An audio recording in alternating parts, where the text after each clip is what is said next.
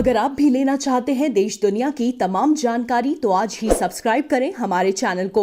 साथ ही नीचे दिए बेल आइकन को जरूर दबाएं ताकि हर अपडेट आप तक पहुंच सके। नमस्कार, साक्षी न्यूज नेटवर्क पर आप सभी का स्वागत है।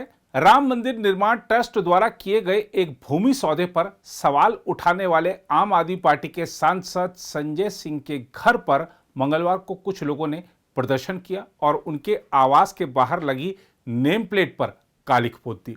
पुलिस ने प्रदर्शनकारियों को गिरफ्तार कर लिया है। इस बीच संजय सिंह ने आरोप लगाया है कि उनके दिल्ली स्थित घर पर भाजपा के लोगों ने हमला किया। एक वीडियो जारी कर उन्होंने कहा कि चाहे मेरी हत्या हो जाए लेकिन मैं मंदिर के चंदे में चोरी नहीं करने दूंगा।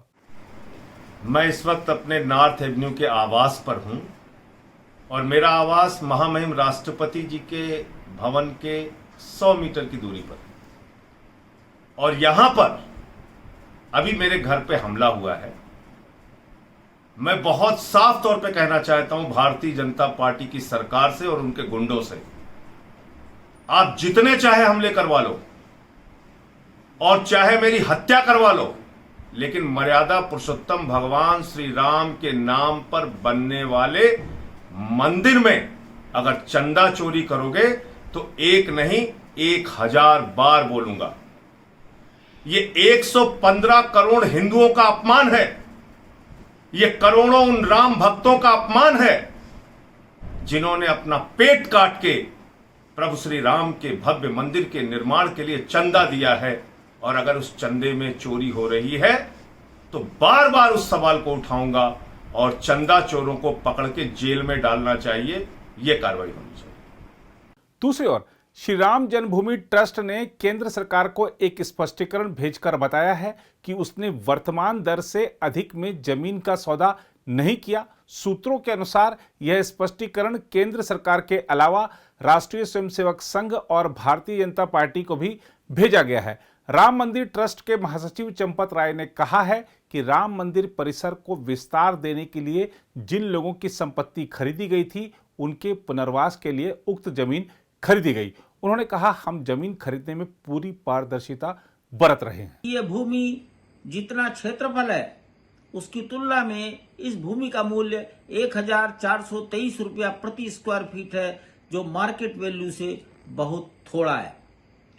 निर्णय कर लिया गया, लेकिन पहले 2011, 2017, 2019 के प्राचीन अनुबंधों को समाप्त करके मालिकाना हक का निर्णय करना बहुत जरूरी था। वह कराया गया। मालिकाना हक का निर्णय होते ही हमने तनिक भी देरी नहीं की, तत्काल तत्परता और पारदर्शिता के साथ संपूर्ण भूमि का एग्रीमेंट करा लिया। अभी बैनामा कराया जाना बाकी है।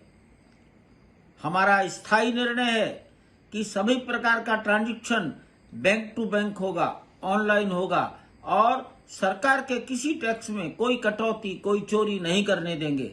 इन दोनों निर्णयों का हमने पालन किया है।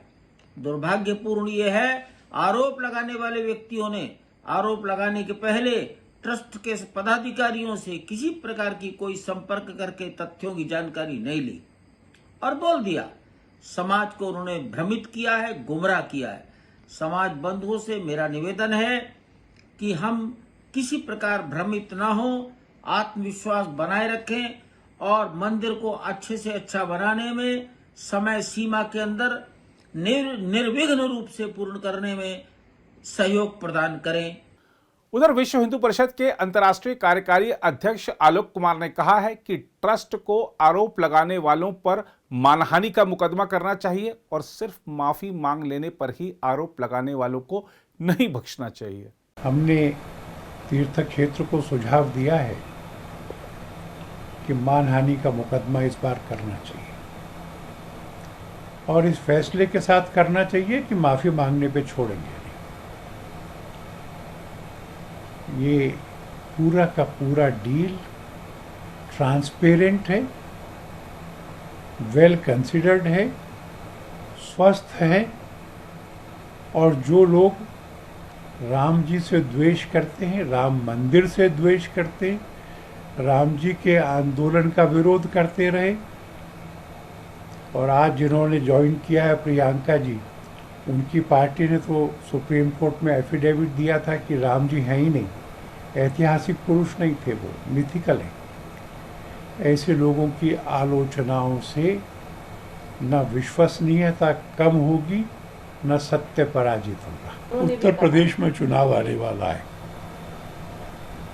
इसलिए कुछ भ्रम पैदा करना, कुछ झूठ बोलना, उस झूठ को बेशर्मी से दोहराना। मैंने आपको कहा कि प्रियंका जी की पार्टी जब पावर में थी तो उन्होंने राम जी को ऐतिहासिक महापुरुष मानने से इनकार करने वाला एफिडेविट दिया था।